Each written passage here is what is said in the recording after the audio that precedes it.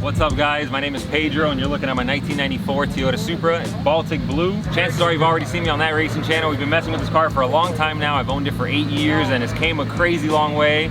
We're here today at FL 2K19. This is an amazing event. If you guys have never been to one, I highly encourage you guys to make it out here. We're racing today in the street car class. We came in yesterday, we actually got in the night before. We got in really late. Yesterday they gave us 3 test passes. I used up just one of the 3. I knew the car was ready to go. I'm constantly racing this car. I drive it a lot on the street. Just in the last month alone, I drove to 3 tracks in 4 days, put 1,000 miles on it. It went bottom 8s at all these tracks consistently.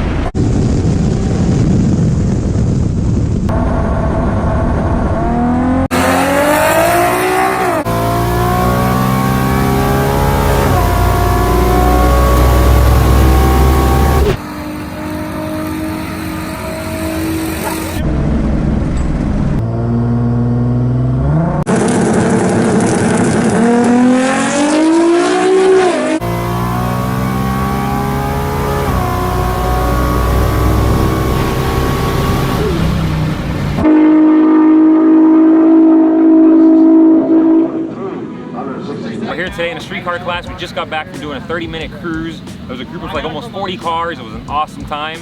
We all cruised together, got back. I was fortunate enough to get the buy run in the very first pass. So I cruised right through there, man. There was no point on beating on the car. We cruised back. We have it here now with the hood open so I can pull back down and we'll go on to round 2 of the street car class shootout. It's actually broken up into 2 different fields. We're in the faster field.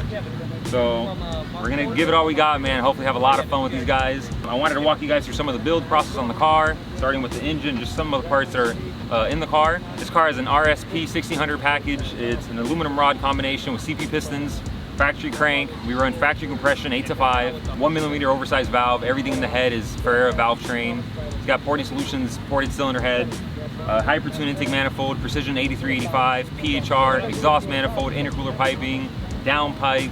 I'm running right now with a full exhaust. Car's got AC, factory dash, off factory windows. It weighs 3,400 pounds with me in it. It's got a personal best of 785 at 183 miles an hour.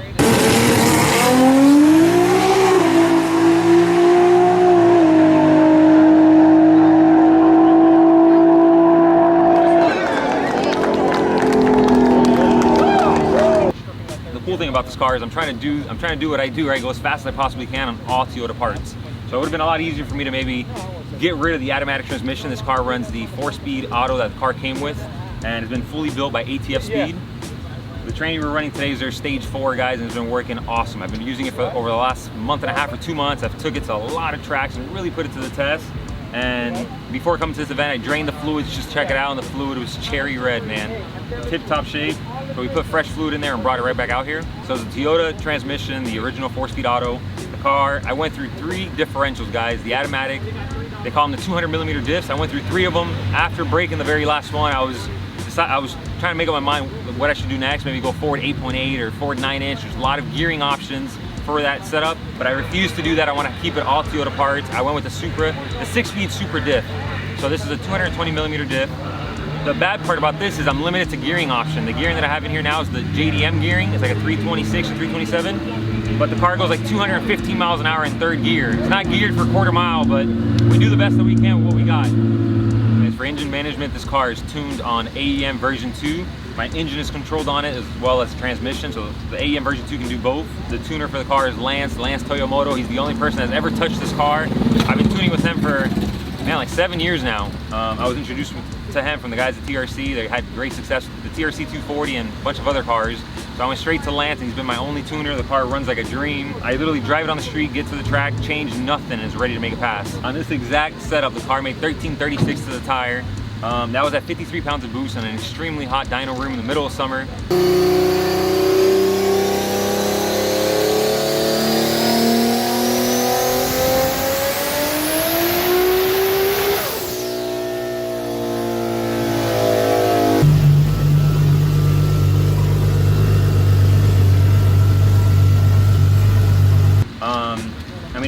reality, out here at the track today, we went an 8.1 yesterday at 44 pounds of boost. So that wasn't even the 53, and we're good to like 58, probably close to 60. We have the spray on top of it. For now, we're just using the spray to get off the line, and then we just want the car to live. But today in the finals, if we got to turn it up, we're willing to do so. As for fuel, I run 6 Siemens 2200cc injectors, Hypertune intake manifold with obviously one fuel rail. For a fuel system, this is what I'm doing now, and I'll talk to you guys about what I had before and what I'm doing now. I feel like my current setup works best for me. Because I drive the car on the street so much, I've always wanted to keep the factory fuel tank. In the past, I had 3 Wabro 450s in tank with a PHR billet hanger, and although it worked great, it supported the kind of power I was pushing. The downside was, whenever I would drag race, you had to race with a 3/4 tank of gas or a full tank of gas, where you could experience some, I guess, full fuel slush or whatnot. The fuel move in the tank, and you can cavitate the fuel pumps. So what I do now is I have 1 Wabro 450 in tank with the PHR hanger as well. So 1 pump in tank feeding a surge tank, and then I have a Weldon A340 pulling from the surge tank and feeding the engine. So the benefit of doing this is I still have my full size factory tank. I can drive 300 miles from home, race, and have fun.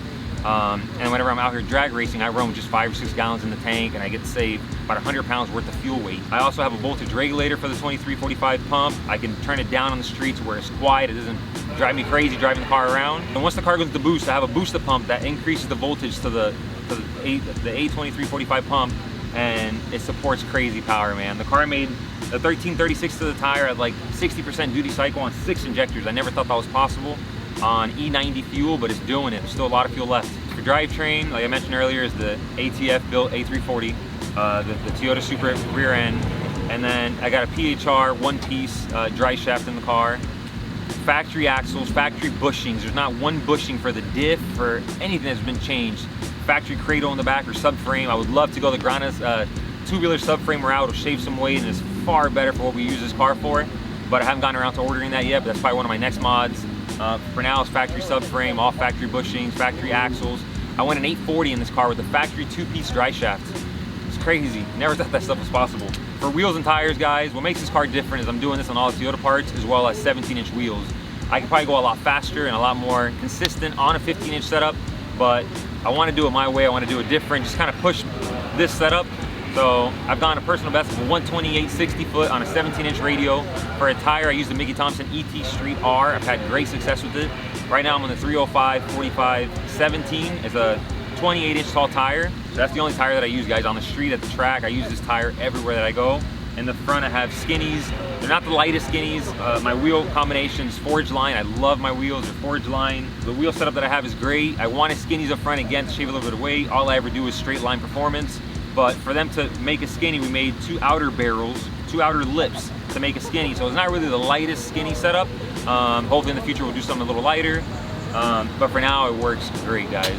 Like we said earlier, guys, this is my definition of a street car. 17-inch wheels, all glass windows. It has very basic weight reduction, but nothing over the top. The car has AC. We live in South Florida. It would be crazy to get rid of the AC. So the car has AC. It's got a nice sound system. It has remote start, navigation, powered windows. I mean, everything works in the car. I did recently get rid of the power steering. The biggest reason for doing that is my rack started to leak.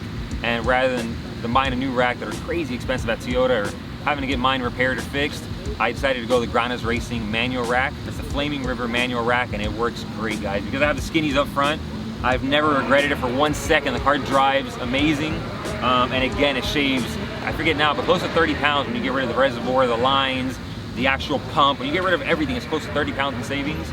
And with the skinnies up front, car still drives amazing. Next time I plan on racing the car, once it's all said and done here today, let's see how the day ends up for us, man. Hopefully we get that big Happy Gilmore check, guys. I've seen people walking out of here with the big checks. I want one of those bad boys. But once today's all over with, there's a quick 16 race in my town. I've gone to a few of them, and I've always been either to the finals or semifinals. I haven't won one yet, but that's my goal. I believe there's one happening in maybe like a week or 2, so I plan on doing that race. After that race, guys, I plan on caging the car. I've been on the fence about a roll cage for a long, long time. Do I cage it, do I not? For the longest time, I would tell myself that I wanted to go 7s in this car, and once I did, almost just like retire the car. Just kind of like be done with it, just enjoy it, drive it to Cars and Coffee, share it with friends and family, or just, you know, just drive it around town with the family, and maybe build myself a 240 or something with the same exact powertrain. I love the 2JZ, I love the A340. This car does amazing at 3,400 pounds. If I can build this setup at 2,700 pounds, 2,800 pounds, the car would freaking fly.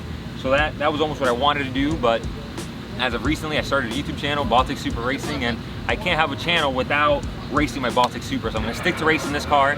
So we're gonna cage it later this month just for safety. Once the car is caged, I really wanna focus on half-mile racing. TRC has a video of this car. We went to a half mile about 2 years ago, and the car went 196 miles an hour. First hit off the trailer.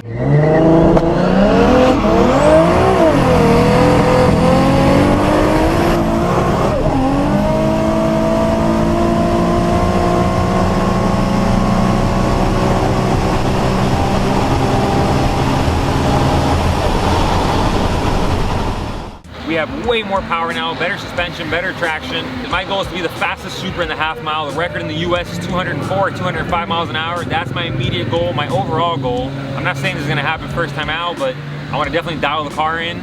Going after that 204, 205 benchmark is my immediate goal. I don't see why the car won't do that. Once that's said and done, my next goal is going for the Supra half mile record, like 214 miles an hour in Puerto Rico. I wanna take that record down, guys. I'm sure with this combination, if we dial it in right, I'm confident we can do it. It's not gonna come easy, but that's something I've had my mind on for a long time. We went 7s. I wanted to be the fastest Supra using the A340, using the Toyota auto transmission, and I've done that. I wanted to be the fastest Supra with the Toyota drivetrain, meaning transmission, the differential, and we've done that. We went faster than the 6-speed Supras ever went.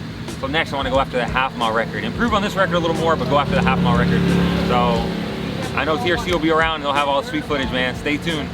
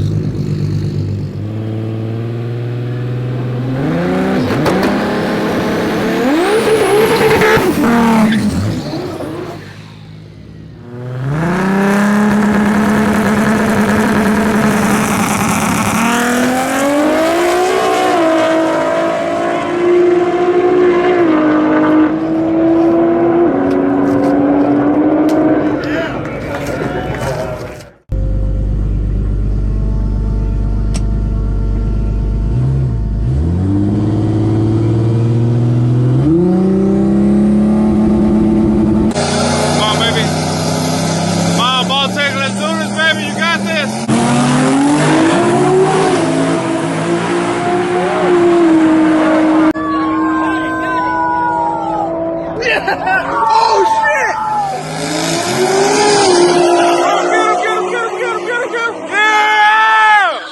Woo!